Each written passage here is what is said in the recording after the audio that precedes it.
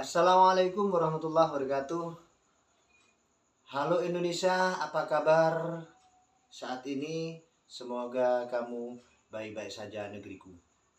Selamat berjumpa lagi dengan saya Usman, jurnalis Malang Raya. Saat ini saya ingin berbicara atau membahas tentang keadaan situasi di Indonesia, khususnya beberapa pekan ini sudah terjadi banyaknya para demo, yang mana hal tersebut sumber pemicunya berasal dari kebijakan-kebijakan pemerintah, seorang pejabat-pejabat pemerintah baik DPR, para menteri, bahkan dari seorang presiden. Saya sedikit mengupas kejadian beberapa minggu ini, bahwa di beberapa wilayah terjadi demo yang mana berawal dari keputusan kebijakan para pemerintah, pemegang kendali kebijakan pemerintah, di mana hal tersebut dianggap oleh masyarakat Indonesia yaitu tidak berpihak pro rakyat. Di antaranya seperti kenaikan pajak dan kebijakan-kebijakan masalah tentang pemblokiran rekening, tanah yang 2 tahun nganggur itu akan diambil alih oleh pemerintah, dan banyak juga kebijakan-kebijakan yang lain yang di situ memicu kemarahan masyarakat Indonesia. Kalau menurut saya, kenapa sebenarnya kejadian saat ini? Kalau saya sedikit menyimpulkan bahwa kemarahan masyarakat Indonesia itu saat ini hingga terjadi demo, bahkan terjadi anarkis, dan satu minggu lalu pada hari Jumat tanggal 29 itu terjadi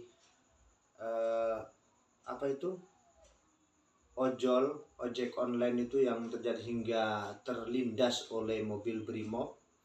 Di situ itu memantik semakin kemarahan masyarakat Indonesia, khususnya para ojek online. Di situ terjadi demo di mana-mana. Jadi kalau menurut saya ini adalah suatu peringatan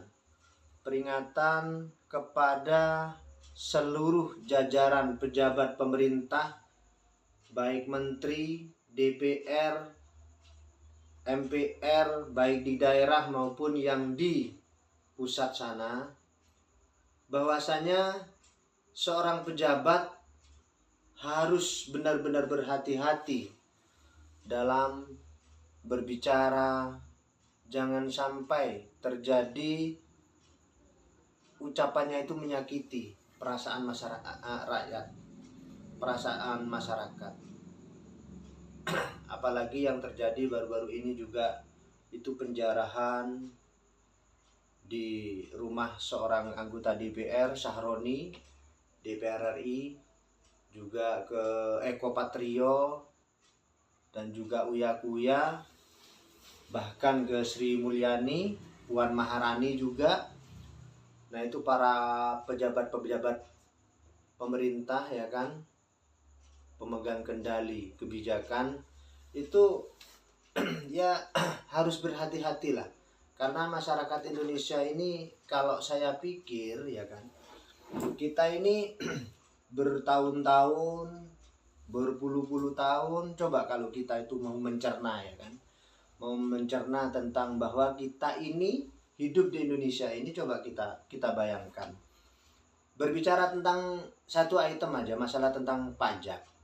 Pajak itu kita sepeda motor bayar pajak, mobil bayar pajak, rumah, bangun rumah, jual beli rumah, jual beli tanah, itu bayar pajak. Semua pekerjaan kita, usaha kita harus bayar pajak. Artinya segala alini itu semua bayar pajak. Apalagi pajak baru-baru mau dinaikkan sekian-sekian. Sementara pemerintah, para anggota DPR meminta untuk menaikkan gaji, ya kan? Per hari yang 3 juta, kurang lebih per bulannya sampai 100 juta. Belum masalah tentang tunjangan-tunjangan yang lain. Sesuai dengan pembicaraan Profesor Dr. Mahfud MD itu yang di podcastnya juga membicarakan bahwa para anggota DPR itu bukan hanya cuman ratusan, 230 juta atau berapa ratus, bukan.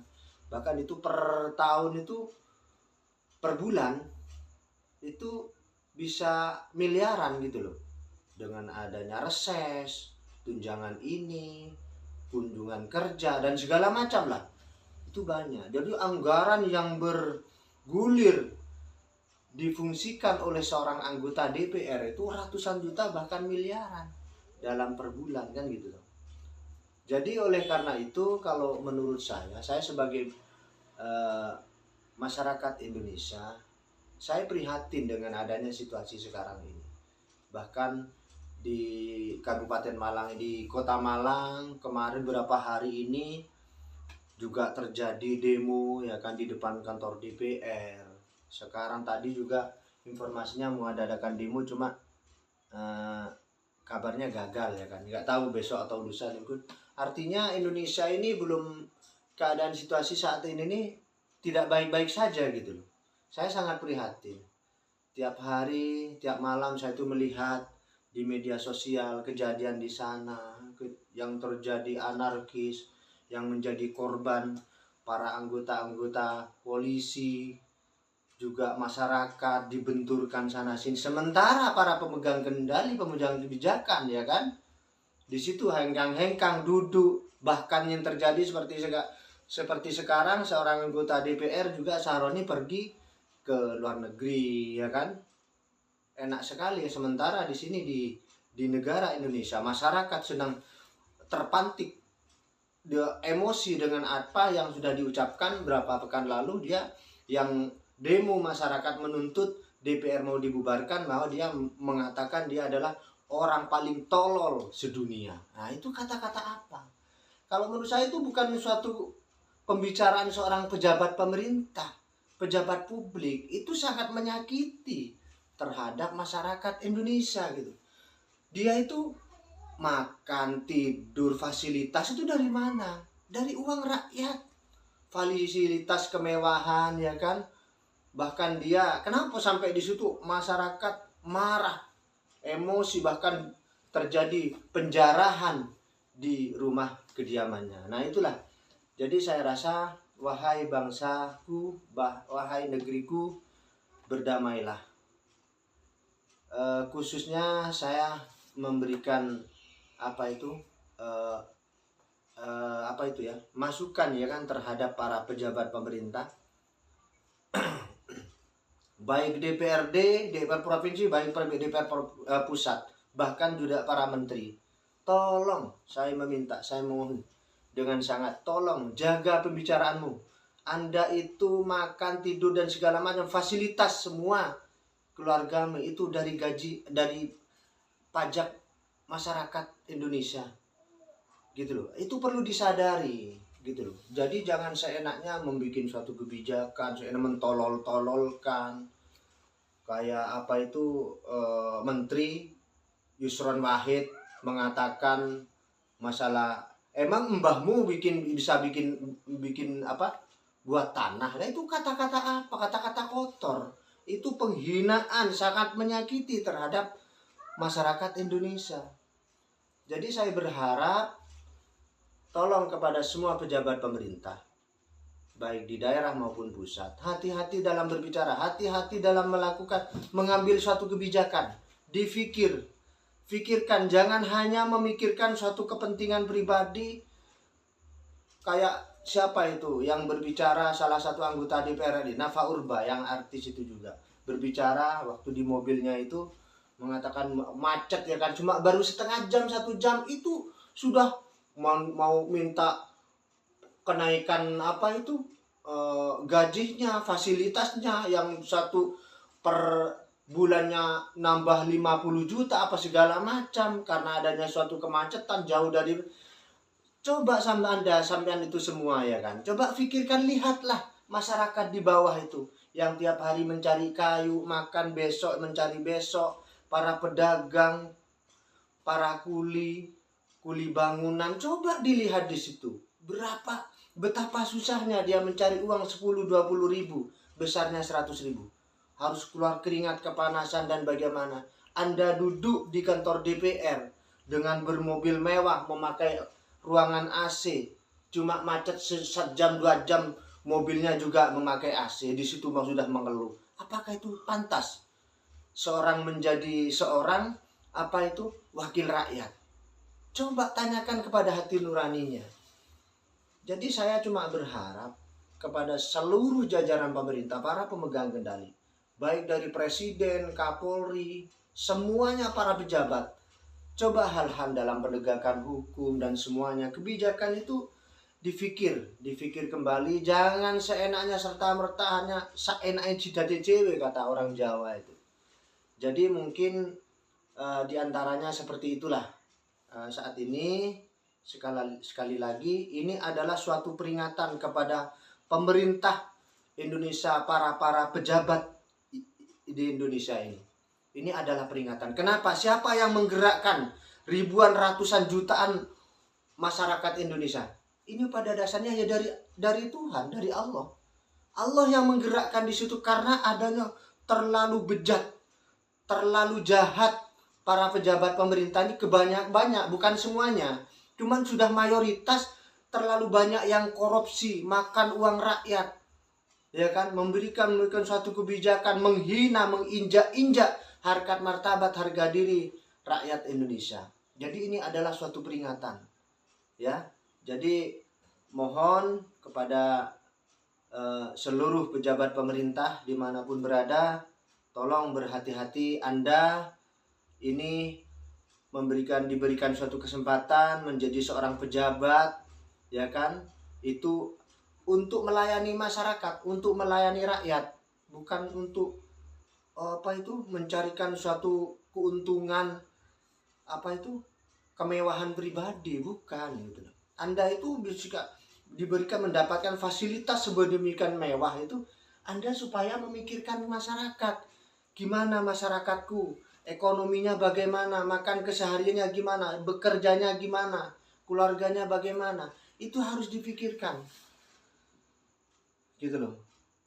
Untuk sementara ini kami sangat setuju salah satu pejabat pemerintah, yaitu seorang gubernur itu seperti Kang Deddy Mulyadi. Itu saya sangat terharu, sangat bahagia. Andaikan semua mayoritas pejabat itu punya jiwa seperti Kang Deddy Mulyadi, Gubernur Jawa Barat itu, Masya Allah, Indonesia Insya Allah, wah istimewa. Rakyatnya bisa jaya, bisa makmur gitu loh. Karena dia hati dan pikirannya dia itu memikirkan rakyat, bukan memikirkan sendiri. Bahkan fasilitasnya sendiri, untuk beli mobil mewah, pakaian fasilitas dalam 1 tahun untuk seorang gubernur sekian ratus juta dialihkan untuk membangun jalan dan semuanya. Disitulah contoh itu, salah satu contoh seorang pejabat yang patut dijadikan contoh untuk para pejabat yang lain gitu loh. Jadi seperti itu. Mungkin ini suatu ulasan saya sebagai warga negara Indonesia, bukan dalam arti saya ini adalah suatu menanamkan suatu kebencian kepada siapapun. Ini kita sewarga negara Indonesia, kita sebangsa dan setanah air, cuma memberikan masukan, warning lah terhadap para pejabat pemerintah. Marilah, ayo sadarlah Anda untuk melayani masyarakat. Bagaimana caranya supaya masyarakat ini makmur, sentosa, tidak tersakiti gitu. Oke, mungkin sementara hanya begitu saja. Saya sebagai manusia biasa jauh dari kesempurnaan, hanya Allah yang memiliki suatu kesempurnaan. Apabila ada suatu kata-kata kalimat saya yang menyakiti antara satu siapapun, saya sebagai manusia biasa mohon maaf. Sekian, wassalamualaikum warahmatullahi wabarakatuh.